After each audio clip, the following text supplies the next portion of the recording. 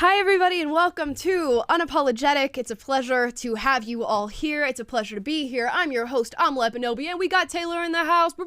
Happy Monday. Happy Monday. Today, we're going to be talking about something super interesting, and it's the idea of whether or not somebody can be transracial. Now, you might have heard this debate be sparked years ago when we met the likes of Rachel Dolezal, a white woman who claimed that she is actually black and is transracial, started doing her hair and the curls and making her skin a little darker, talking differently, and the world freaked out about it. How dare you say that you are a different race, especially an oppressed one? How dare you take on that identity? It's not possible. It's not real. Well, let's talk about it. Let's talk about why these things are not real, and the argument of, well, race is a social construct, as is gender, is what you guys are saying. This is all socially constructed. So if you can be transgender, why can't I be transracial? And I have a feeling we're going to have an issue where these two arguments meet each other, and they cause this brilliant explosion of nonsense, because leftists come at people who identify as transracial and say, how dare you? That is ridiculous. That is stupid. I don't agree with you. But let me argue for why I agree with transgender people and teaching youth about this stuff. And the arguments don't quite make sense. Today, we're going to meet the likes of Oli London. I'm very familiar with Oli London because I've been seeing his videos for years. Oli London is a British white man who identifies as Korean and has gone through a multitude of facial reconstruction, body surgeries, eye surgeries, things like that, to make him look more Korean. And he's done this because he was introduced to K-pop, a particular artist by the name of Jimin. Let's pull up a picture of him real quick so the audience can see exactly who we're talking about. Now, this is not Oli London. This is the Korean K-pop artist that he fell in love with, apparently, and wants to be so much like, that he's willing to take on this racial identity and go and get all these facial reconstruction surgeries to look more like he is Korean. Oh, let's take a deep breath for that. I know it sounds ridiculous, and that's what I immediately hear, but I'm going to approach this in good faith. I'm going to, at baseline, assume that Oli London truly believes that he is a Korean man. I'm going to give him that benefit and say, you truly believe this. Now, let's see if the argument holds water. Let's see if this racially motivated transition is anything worth talking about and whether or not it's defensible. According to leftists, he actually did a recent debate that's been posted on YouTube about 6 days ago that we're going to react to as well, where he meets a black female leftist to talk about his transracial identity. So let's get acquainted with him first. Here's a video of Oli London talking about being Korean. This has nearly 1 million views on YouTube.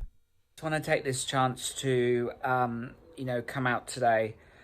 Something that's been on my mind for a long time, and I've been very confused about how I identify. I've been very, very confused, and you have to be very, very confused to do something like this. I must say, across the board with all of this identity stuff, you have to be very, very confused. So I have a lot of sympathy for people going through this because there has to be an immense amount of inner turmoil happening in your body, your mind, your soul, whatever you believe in, that makes you do something like this to yourself. So I will agree with him when he says he's confused. People online that have come out and been very brave about it and shared their story about how they identify, their gender, their pronouns, etc. So, I've taken courage from these incredibly brave people, and it is Pride Month at the moment, so I thought this was the best time to do it, and add a voice, add strength to the LGBTQ+I community.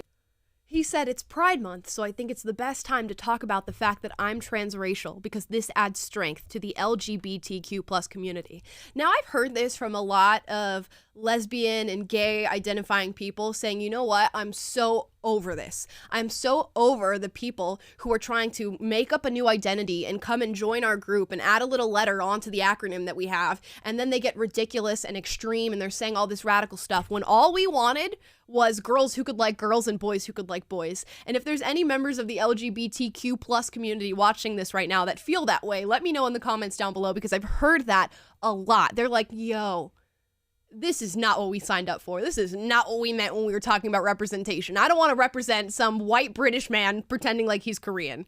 Let's continue, though. So I am going to come out today and say that I've been transitioning. I've been very unhappy with who I am deep down for the last 8 years, and I've I've had like 18 plastic surgeries now, and I've just had a facelift, a brow lift, a temple lift, an eye surgery, a canthoplasty, and my teeth then as well.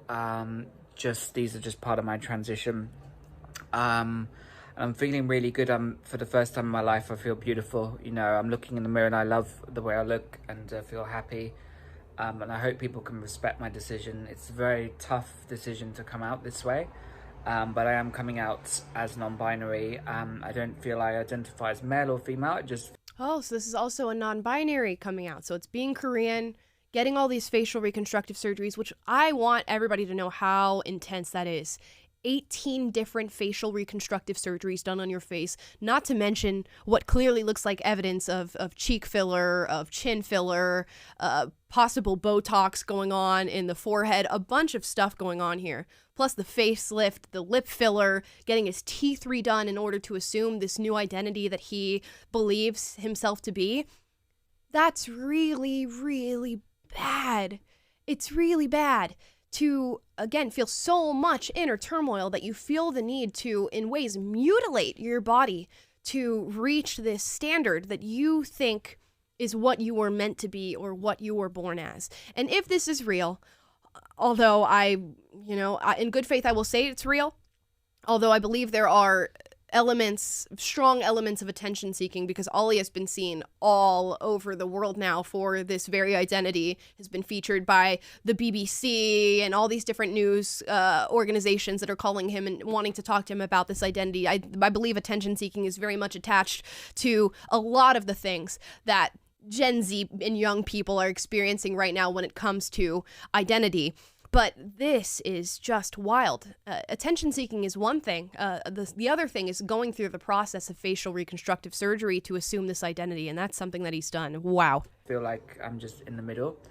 And my pronouns are they, them, Korean, Jimin, because I know a lot of people don't understand me, but I do identify as Korean, and I do look Korean now. I do feel Korean. I don't identify as British, so please don't refer to me, any media or anyone online, as British, because He says, I identify as Korean and now I look Korean, and don't ever refer to me as British in any media or anything where you talk about me, because that's not how I identify. Babes, you were born there? You got the whole accent going on? You're British. I'm so sorry. That's like me saying, no, don't call me an American because I identify as being Japanese. Come on. There's only so much room for this. But again, who opened the door for this to be allowed? It's the people who said you can be any gender you want and you can be non-binary. That's what opens the door for these other socially constructed things to come into question. When is time going to come into question? When do I get to look at my phone and go, oh, well, it's 3:09 here where I am right now, but I'm going to say it's 5:09 and everybody else has to act like that's the time that it is right now. And when is age, another somewhat socially constructed feature about ourselves, when is that going to be called into question? When are we going to be able to be trans age, which we've had discussions about that? TikTokers who identify as girls when they are fully grown men. We've seen that happen. So how far? How far do we go on this slippery slope that we're all sliding on every single day now? Let's keep watching. I identify as Korean. That's just my culture. That's my home country. That's exactly how I look now. And I also identify as Jimin. That's my Korean name. But not only that, I know it's a little bit confusing for some people. Nobody's ever come out as Jimin or Korean, but this is something that you guys know if you've followed my journey for the last 8 years. I've really struggled with identity issues, with who I am, with who I am. It's a very tough one. So I've finally had the courage. I've undergone my racial can't think of the word, transitional surgery. I've transitioned to a non-binary person, they, them, Korean, Jimin, and I finally have the Korean look, so I'm actually really happy. Do you know how offensive this is? And this applies to all trans identities. I'm going to say this, and I do not care. I will not be apologizing for it. That's the name of the show. How offensive it is to go, I identify as something, so now I'm going to check all the boxes of the stereotype of that thing so that I've assumed that identity to the naked eye of other people. So because he identifies as Korean, he's probably going through skin bleaching processes. He's gotten his eyes surgically slanted up in in a way and thinned down. He's gotten his face lifted. He's gotten all this Botox done. He's gotten his nose thinned. He's gotten filler put in his lips because that's what he believes Korean people look like. That's the stereotype that he sees in his eyes because of all these K-pop stars that he watches, and that's the identity that he assumes. Now think about that and think about how offended one might be to hear that and how all these people on the left and the right go up in arms about transracial identities and say, that's so stupid. How dare you? That's unbelievable. Why is it not the same for gender? Because we've reacted to transgender individuals looking and going, well, I'm a man who identifies as female, so I'm going to get these big boobs and I'm going to get this sort of Victoria's Secret angel plastic surgery done, and I'm going to fill my lips, and I'm going to assume most of them, or at least a lot of them, assume this identity of just like this bimbo type look of that's the stereotype that I've seen from women, this sort of very sexualized presentation, and that's what I'm going to take on because that's what it means to be a woman. That's what he thinks it means to be Korean, to just assume this identity and assume the look, and that's what biological men who identify as women think what it means to be a woman. That's what they think too. Same thing for females who identify as male and suddenly want a beard and they get the top surgery and all that stuff. That's what they think it means to be a man or to be a woman. It should not be okay across the board. Now, of course, adults, and he's an adult, he can do whatever he wants with his body and it should not be judged should be judged, but should not be castigated or things like that for what he's doing. But you cannot tell others to assume your reality, to assume what he's going to say, my truth. You cannot expect other people to look at you and go, oh yeah, you're Korean because you told me you're Korean. So I'm not going to call you British. I'm not going to refer to where you're actually from. I'm just going to call you Korean. The same thing with gender. Oh, you're a woman because you told me you're a woman and because you assumed this very stereotypical presentation of a woman. Oh, sure. No, you don't have to take on other people's truths, which do not exist. We have objective realities, and those are realities that I prefer to live in, and you can choose whether or not you want to, but don't tell me what reality outside of the reality that I have to live in, and that's exactly what's being done here. So again, I ask, what's next? What comes after transracial? Because this is going to continue. I'm sure there's going to be other people, more than Rachel Dolezals and Oli Londons, who come out and say these things. And they're going to say, I identify as blank. I've had these discussions in school. When I was young, I got asked all the time, well, do you identify as black or do you identify as white? What do you mean? I was born half black and half white. I don't get to go, it's Tuesday. I'm feeling a little white today. I think I'm going to go out with my white personality, with my white look, with my white identity. And then on Thursday, I'll switch back to the black one. No, we simply are what we are. We are what we are born as. And although race is socially constructed, we still live within that social construction. You don't get to just flip-flop around and choose whatever you want. And the influence of K-pop culture and picking a certain celebrity. He said his pronoun is Jimin, which is the name of this K-pop celebrity. You have got to have some sort of delusion and mental illness going on. And the fact that we are now living in a society where we can often not look at things like this and define them as mental illness and talk about them in that light is concerning. Yeah, what I find fascinating about Oli is it's almost entertaining for me if it wasn't so sad and disturbing. Yeah. But it's almost entertaining for me to see that he really is just showing woke thinking taken to its logical extreme, in the same way that woke people can sit back and watch Leah Thomas blow out the competition in female swimming, and they can't argue against it because according to woke logic, then this is the right and acceptable thing. And ditto for Oli London, what really is, which we're about to see it in a few minutes, but what is the woke argument against someone? Because if truth is subjective and whatever you identify is supersedes reality and everyone has to accept your reality, then if he wants to identify this way, then who are you to take that away from him? If this is his happiness, and if we're gonna, is it a threat against his mental health? Are you committing violence against him if you tell him the truth that you're not, you can't be trans Korean, that you have to be the race that you're born as? Is that violence against him according to this logic? And it is. But Exactly. anyway, we'll get into the debate in a second, where a woke person tries to argue against them. But I don't know. This is just interesting to see their own logic turn in on itself. Yep, just to watch the cracks form and then ask yourself who opened the door for this to be a discussion. And it's certainly not us. We are not the ones who opened this door. Just to tie things up here, we're not going to finish the rest of that Oli London video because I want to get to his recent debate. But Oli London, here's out of Newsweek. Transracial influencer Oli London reveals plans for a penis reduction surgery. Why? Because he's done research, and apparently the average length of said genitalia in Korea is about 3.5 inches. So he's actually going to go and get a reduction surgery to assume this identity.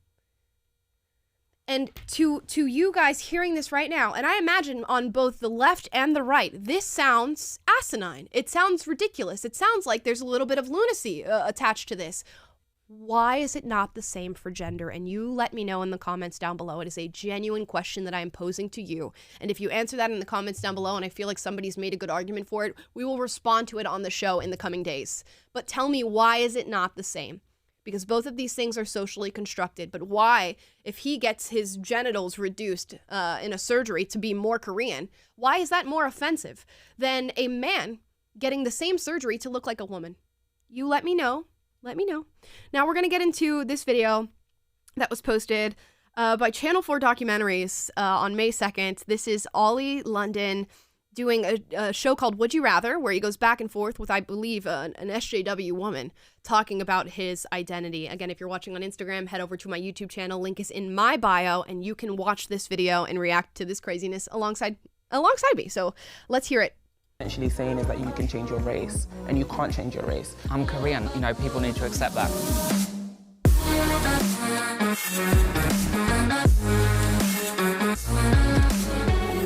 Tell me how you racially identify. I identify as Korean. I used to live in Korea. I was living there for 1 year. I love the culture, I love the history, the people. You know, I've put myself through a lot of pain. I've had a lot of surgical. Yeah, his surgeries have healed. I don't know that it makes him look any more Korean. Certainly does not sound Korean when I'm looking at him, but we'll continue. So just to have more of a Korean aesthetic, I spent a lot of time learning the language, learning how to cook Korean foods. I came out earlier this year sharing that with the world. People didn't really get it. She's like, oh, you came out, huh?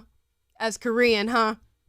Okay. Not everybody will understand straight away, but I hope over time people will be kind of more accepting with me. Cringing. Transracial does not exist, and I think it is very, very harmful for us to push the narrative that it is possible to switch races. I was not happy the way I was, so I went to Korea and I had the most incredible experience of my life. It changed me, gave me happiness, and people have no right to take that happiness away from me.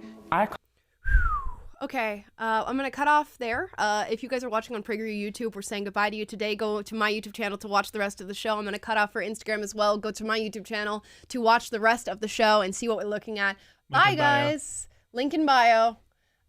Okay. Unbelievable. So, another thing that's interesting about this is he's saying, I didn't even have this identity, 8-9 years ago. I went to Korea, I saw it, and I thought, oh, this is what I want to be. So instead of just appreciating a culture, which you can do by learning the language, by learning how to cook their food and doing that at home, you decided to take on this identity, which is what a lot of men and women are doing in this whole trans debate. They're going, you know what? I prefer to be perceived as a woman. I prefer the things that women typically do. I prefer the female stereotypes, or vice versa. Women saying, I prefer the male lifestyle. I prefer male stereotypes. I prefer being perceived as a man. And then going, you know what? I'm just going to identify as it. And not only am I just going to identify like that, I'm going to tell other people that that's what I am. And if they tell me that I'm not, they are bigoted, full of hate speech, they're discriminatory, and something should happen to them. They should be held accountable for not taking on my false reality.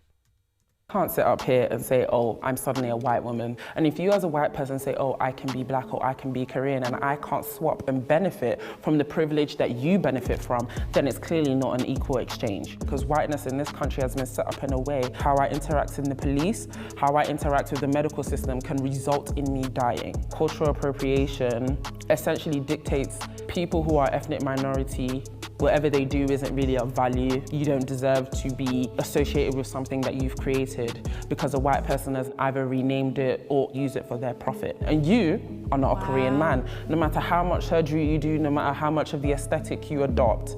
Nobody. Now I want to put a transgender woman in front of her and I want her to hold the same energy. I guarantee you she will not hold the same energy for somebody who is transgender. Why?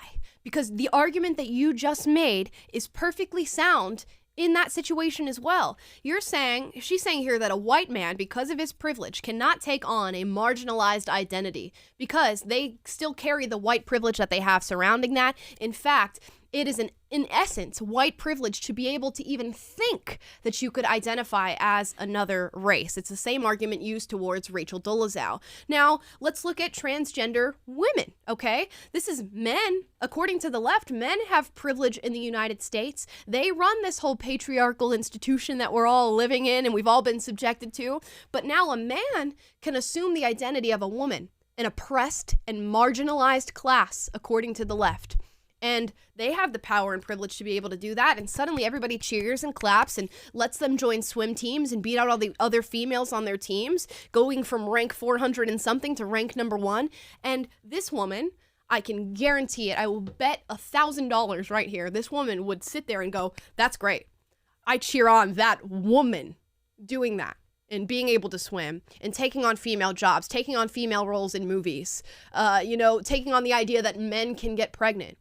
But the logic isn't sound because, again, you're allowing somebody who has privilege, according to your own beliefs, to take on a marginalized and oppressed identity. So is that man who is now a woman suddenly a victim of patriarchy? Have they suddenly been oppressed their whole lives since they've technically been a woman their whole lives? The logic is not sound here. And if we're going to get up in arms about transracialism, hold the same energy, folks. You can take away what a minority group has been through, but I think when we do combine cultures, and millions of people now do almost adopt a lot of the Korean cultural aspects because through K-pop or K-drama they love it so much they then start adopting those, whether that's the hairstyle, whether that's the fashion style, whether they want to go and live in Korea. We all have the right to choose how we identify, to be who we want to be. I'm Korean, people need to accept that.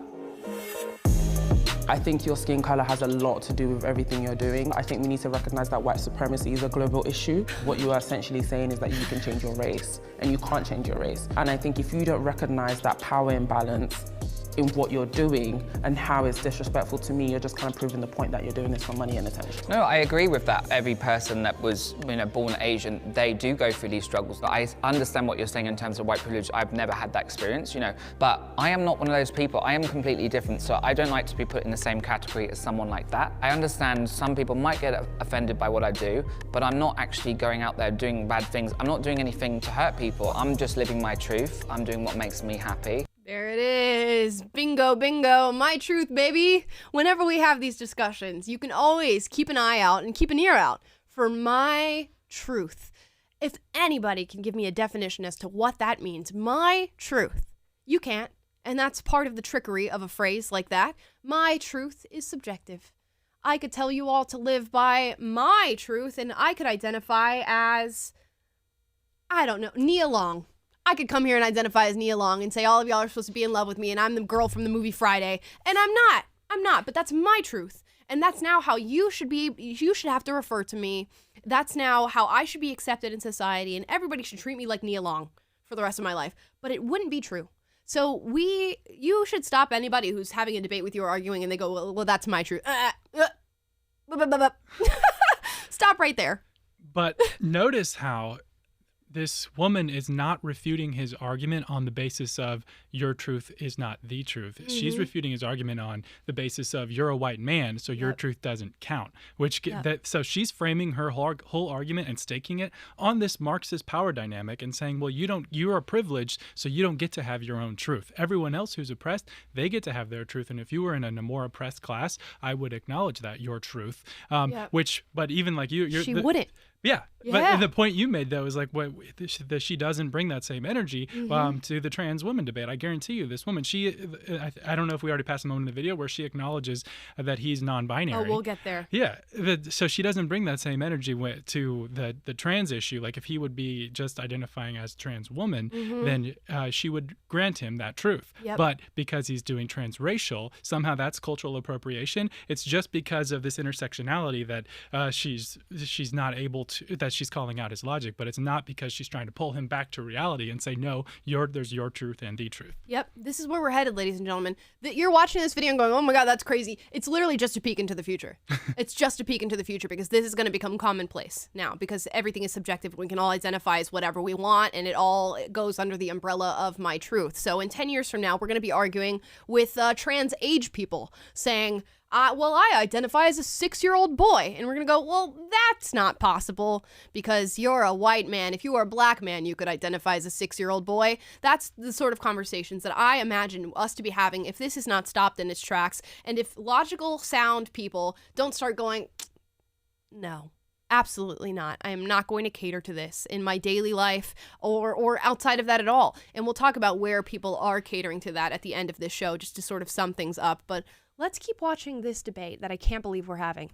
So you identify as queer, right? Non-binary. Non-binary, okay, I recognize that. I recognize that. Okay? She recognized a non-binary. So you recognize a man, a privileged class, assuming a less privileged identity. Assuming a marginalized identity. But because he's a white man, which you view as privileged, he cannot assume the identity of being Korean. Oh, your Lord, my head is tangled in knots, having to constantly do leaps and bounds to make arguments in this. And I hope everybody is following because I was not following when I started this journey and I heard these two people speak to one another. This is where this debate becomes like Tiger King, Joe Exotic versus Carol Baskin. There's no good guy here. Right. They're both just like, not arguing from any logical place. And it's just like a train wreck you can't look away from in action because you're seeing these two worldviews that are so untethered from reality clash and intertwine. And it just becomes them trying to work out their illogical views together, and it's just a mess. Dr. Phil should send all y'all to the ranch. Oh, yeah. All of them to the ranch for at least 3 summers, okay? I want y'all at the ranch working for 3 summers and then come back to me and try to talk to me about transracialism. I can't stand it. Thank you. So if you as a non-binary person are adopting the culture of a minority in a minority, because we know that the queer experience in Korea is, It's very difficult. That's why I was speaking up, and actually I helped a lot of people by doing that. What you are doing is really giving white savior, like it really is, because you seem to think that you can... Well, she's at least right about that. All of it's giving savior complex. Everything is giving savior complex because we have to constantly be looking for marginalized and oppressed people and advocate for them because who else is going to do it? But I advocate for them by taking on their identity and saying that I'm a Korean. How is that any different from how you do it? Am I doing more than you are? Blah, blah, blah, blah, blah, blah, blah, blah, blah. If we had never gotten into this argument in the first place and we had just accepted objective truth as objective truth, we would not be here. But unfortunately, we are here. And unfortunately, these are debates that we now have. Adopt the oppressions of minorities. What do you think you can do as someone who is so far removed from that experience? These people are fearing for their lives in the UK. So do you think it's better for no one to say anything and speak up for these people? I'm speaking up for these people. I'm trying to help these people. You center those who are affected. You don't center yourself. And that's my problem with you. Boy, it's better than doing nothing. What do you do? What do you do to help people around the world? You can't ask me that. You don't get to. You don't. Okay. You can't ask me that. You can't ask me that. That valid question. What are you doing? If we all want to sit here and try to out-woke each other, please, at least please come in. I wish in these woke debates they had to come in and be like, here's what my savior personality is doing today, so that you have to have an admission card to get into these sort of debates. Because right now it's just people who just like to talk back and forth about marginalize this, oppress that, and they aren't doing anything. They like to use people's problems to put a veil over their own arguments. I can guarantee you she's not doing anything. He's most likely not doing anything either, let's be honest. But here we are having this debate about who's more oppressed and blah, blah, blah. You know what I would have preferred? 2 Korean people maybe coming and speaking about the issues in Korea. I would rather be watching that video. I would rather be watching Right. that Is she video. not being a savior on behalf of Koreans? Yes. Is she not assuming that role herself? All of it. Leftism is dependent on people having a savior complex. If you don't have a savior complex, guess what you're not? You're not a leftist. You have to have it. You have to be looking around and going, oh my God, these poor folk below me. How can I help them? And that's how we adopt these ideas of intersectionality, that there are different parts of your identity, that sex, race, class, gender, all of these things come together and you get oppression points for all these different things, so that a black straight person is above a black queer person, is above a trans black queer person. There's so many layers and steps that we can all stand on and look down at all the people who are more oppressed than us and then advocate for them, advocate, be an ally. These things that we hear all the time. And it's just an SJW war of who's doing more? Am I doing more? Are you doing more? And I would never even say that I'm doing anything, because to say that a white person could do anything would just be false constantly. And we've reacted to a video on the old show about like 6 woke people try to figure out who's the most woke and like crown the people. And this video's on YouTube. You guys can go and check it out. And they get so far in the trenches of it that the person who's given the crown for being the most woke is like, well, it wouldn't be woke to even take the crown, so I must give it to somebody else. This is where we're at as a society. We're trying to out-woke each other in conversations that do absolutely nothing to further progress. You get to ask me whether I go to protest or But what then I you're do. criticising me for doing something which I'm actually helping a lot of people. And You I do think you're have- helping people by I do taking have a a lot of picture? things to help You a lot of don't people. get to question me, and I'm not even going to entertain Well, you that. don't get to question me. Yes, I do. Well, I just did, so what's up? Well, why can't I question you? Because I think it's, you're not Good point. questioning me because you want to understand what I go through or what I'm doing. You're questioning me because you want to try and find a hole in what I'm saying. She just said exactly what she's doing to him. She said, you're not questioning me to understand me. You're trying to find a hole in what I'm saying. What is the whole purpose of this interview? Not to understand why he's transracial, but to find holes in it. And this is chef's kiss. Brilliant. I actually love it. And what I love about this is that somebody like Oli London coming out as transracial just points out every single hole in all the arguments that you try to make. Did you just see how all of it just came crumbling down in less than 5 minutes watching this video? Because it's illogical, and you have to be illogical in order to reason these things in your brain. And when confronted with 2 people who are wholly illogical in the things that they believe, and to watch them duke it out, you go, oh my gosh, I don't want any part in any of this. I do not want to be a part of whatever group this is, and this group happens to be progressive leftism. So I'm hoping that so many people see this video and go, wait a second, if she's saying that, then what she says about non-binary and transgender people doesn't make sense either. And if that doesn't make sense, then this doesn't make sense. And then down the rabbit hole you descend, because it exposes itself. And they eat themselves, because revolutions thrive on enemies and victimology. That's what they need. And when they're done with something, they move on to the next. They move on. And that's why you can watch 2 people who are technically oppressed because of their identities just eat each other alive. That's it. Yeah, I mean, to your point, so if you believe this stuff and you are in a, super involved and you believe, hook, line, and sinker in woke ideology, what's going to cause you to wake up, and correct me if I'm wrong, Amala, but is the cognitive dissonance. Yes. When you observe something like this, and it's like the narrative that you're pushing and the ideology that you're subscribing to is so detached from reality that I can't ignore that detachment anymore. And my own brain and my own eyeballs, I have to tell them that they're lying to me. Yep. As I'm listening to you speak, because it's just completely not real and not true. And I'm reminded of your story when you heard, I mean, you can tell it better than I, but in those meetings where you heard people cast all white people as racist. Yep. And you knew white people who were not, so you're just like, well, how do I reconcile that? And the more those irreconcilable things happen and the deeper that they hit home to you, hopefully that causes people to wake up.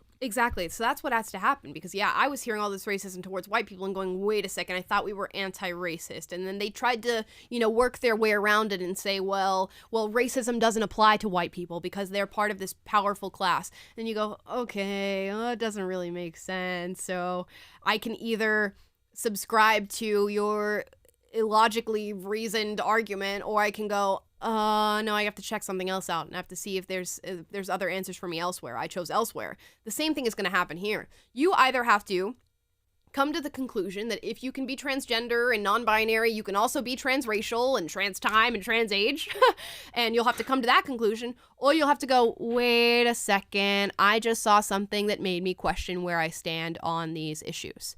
And hopefully you are part of the latter group of people who's willing to do some self-exploration and look in on what you truly believe and admit that what you believe could be wrong. And I'm admitting right now, everything that I believe, there is a possibility that what I believe could be wrong. And if you always keep that in mind, I know nothing, and I'm just trying to find something. I'm trying to find something that's true.